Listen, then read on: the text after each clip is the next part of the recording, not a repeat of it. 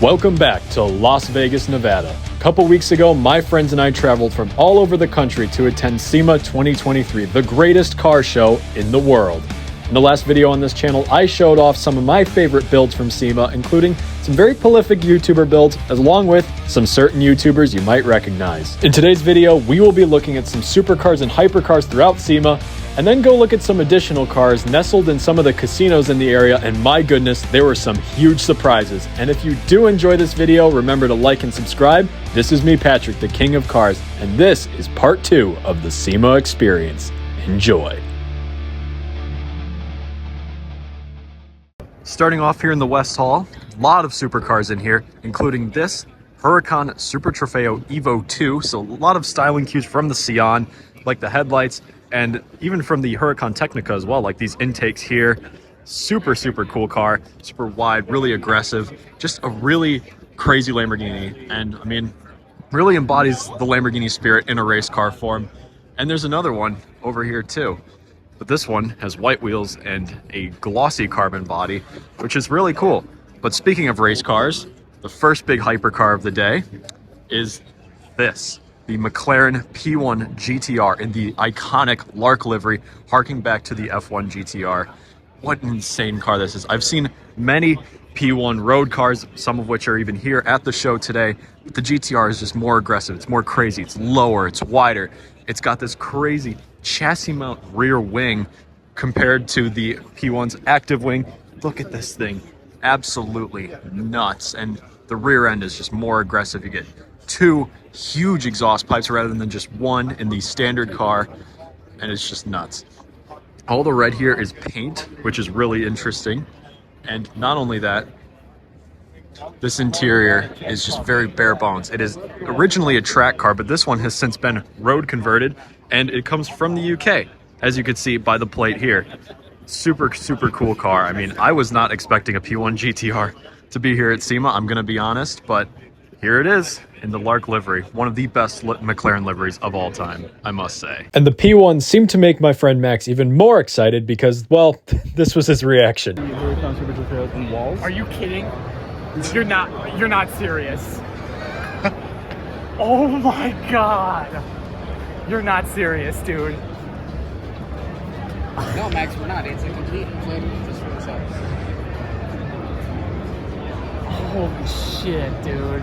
And while the P1 is insane, there's also something to be said about this BAC mono here in sort of a Golf livery, orange and blue. That's Golf. That's close enough. The colors are a little bit off. At first, but I thought it was Captain Sparkles' car. Oh. And I realized his is different. Yeah.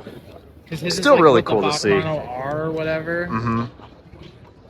Yeah. Okay. And here we have a couple cars that are familiar to the channel. I mean, this one has featured quite a few times, the Hamilton Collection's Huayra Roadster. Think of that. I had to travel almost 2,000 miles to see a car that I see pretty regularly. Grigio Telesto, red interior, really nice spec. Got Stradman's wide body SVR kit, I think. Full carbon Aventador, very cool. And taking a new form, the Hamilton Collection's 918. It used to be in a gray color with red accents, and I was always vocal about how much I didn't like it. And, well, here it is in a sort of Guards red color. Looks like a regular 918 again, and it looks super good. Love this spec so much.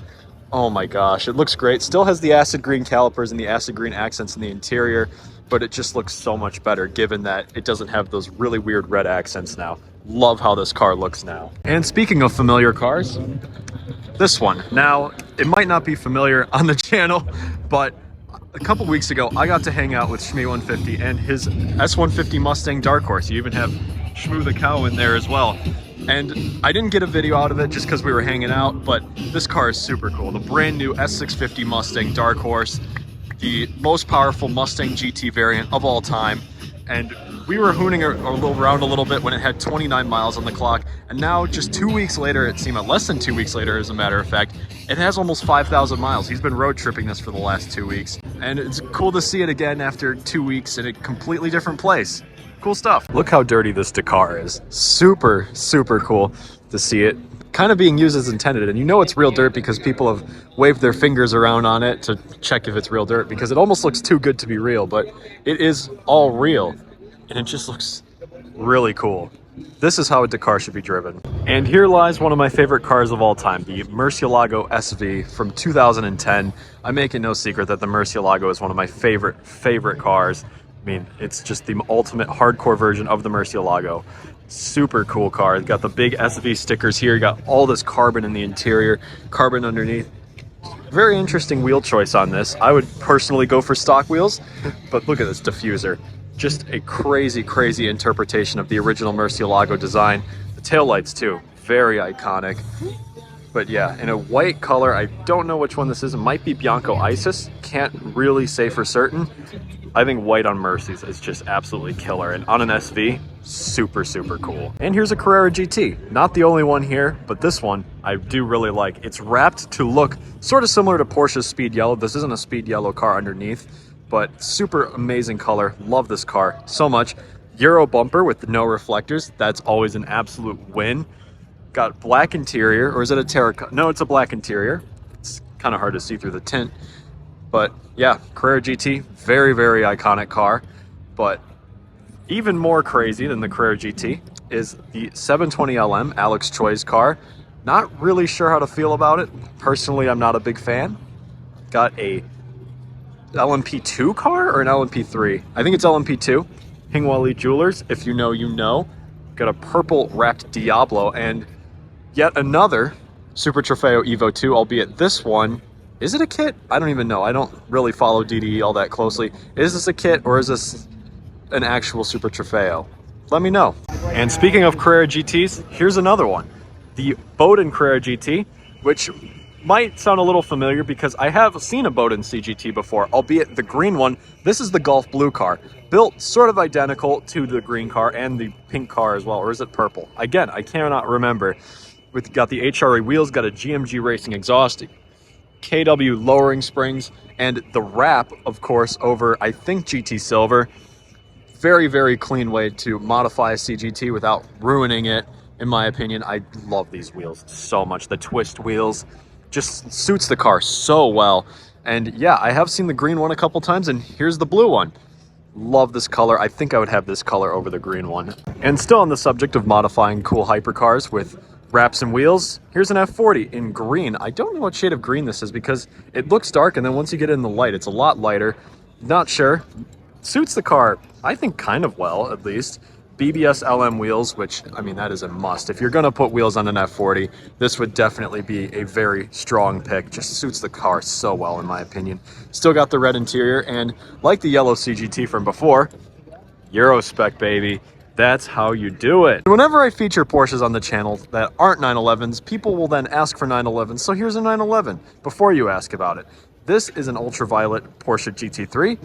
It has some pretty interesting history. Originally owned by Adam LZ, crashed, rebuilt by YouTuber Matt Armstrong, and now currently owned by Tavares. And of course, we could consult a Porsche expert here and see what he thinks about it. It shouldn't have been rebuilt. And here we are at Pit and Paddock with another modified supercar, a Diablo GT wrapped in purple with gold BBS LM wheels, kind of similar to the F40. And the color is also, I think, the same as the Diablo inside, but the GT is a much more hardcore variant of the Diablo. The end of line, just a really cool car. A lot of parts from the GTR race car. It's got the 6-liter V12, the fixed headlights. Right? One of 80, yes. Yeah. Fixed headlights from the 300ZX. Just a really cool car. And funnily enough, the only 2 Diablo GTs I've ever seen were wrapped and modified, which is pretty cool. Because the other one I saw was in the Miami Concours video with Pet Fred's satin black wrapped car with a bunch of GTR parts on it. And well, this is another modified Diablo GT. Cool stuff. And here we have a car that is probably the most infamous car on the internet in the last year. If you know what this car is, you know it once went for a little swim. Took a little swim in the ocean, and now it's almost sort of a car again. This is the McLaren P1 from the Hurricanean flood that Tavares is currently rebuilding. Just a crazy story with the car being essentially the most perfect P1 on the planet. 10 days after the guy spent $2 million on it, it gets washed away and driven down the street in a flood. So it covered 315 miles on the road and then another half mile or so in the water. And that half mile is what really sealed this car's fate. Or did it? Because Freddie Tavares is the only person who decided he wanted to resurrect this car. And to do that, he is building the fastest McLaren on the planet. Starting off with a 4-liter twin-turbo V8, a 720 motor rather than the 3.8 in the P1, which is always a good move. Designed to make around 1,300-ish horsepower, which is absolutely crazy. But the really crazy thing is that is where a hybrid battery once lived, but no more. There is no hybrid battery in this car. Been completely deleted, a very controversial move. But the more I think about it, the more I kind of understand it. The goal is to build the fastest McLaren on the planet, and there is no better starting point than a P1 that had a really bad day. Let's say that. And, well, I wish him all the best with the build, and really hope to see this car again in the future in its completed state. The car also has this really wild Valvoline racing wrap, which is pretty cool. I don't know if it's my cup of tea, though, but that's okay, because that's not the permanent way this car is going to look.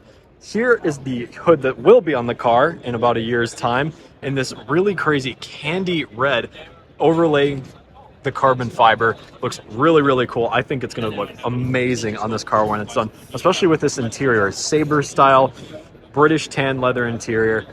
Not much of it there right now, but in due time, I feel like this car is going to be really, really cool. And I cannot wait to see the future of this car. And here's a hypercar you probably don't know about, unless you play Forza Horizon, because this is the Razor Tachyon Speed. This is an all-electric American hypercar. And I mean, some would say it's ugly. I say it's wild. Like, what? This looks like something straight out of a cartoon. Like, there's no way this car is real. Like, I don't understand it. Obviously, full carbon body. Look at this interior. I mean, well, there's not much there, but it's inspired by fighter jets because, of course, it is. Me personally, I think this is more of a spaceship. And look at the back of this. Absolutely unlike anything I've ever seen before. I mean, this diffuser concept is crazy. Just how the car, like, swoops back.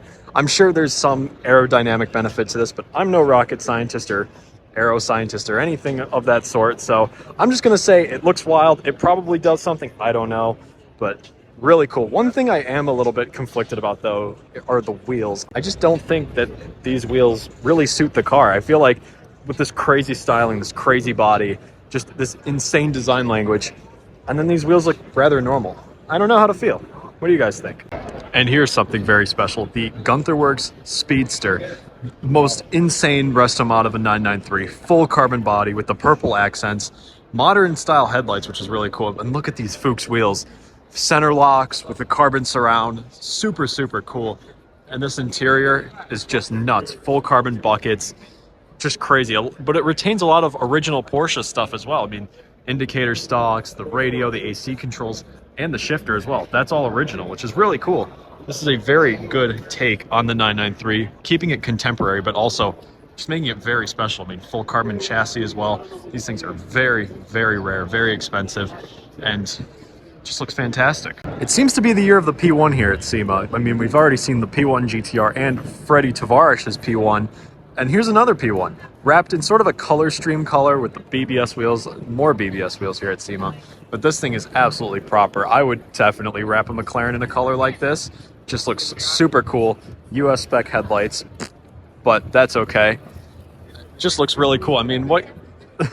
3 out of 375 P1s. Well, I guess 2 out of the 375 road cars here at SEMA, and this one's in race mode too, which looks really cool. And here at the MV Forge booth, here's a Senna with MV Forged wheels. Not exactly sure how to feel about these. Looks pretty crazy. Center locks, but I do like the spec. White with the blue accents, blue interior. Pretty cool stuff.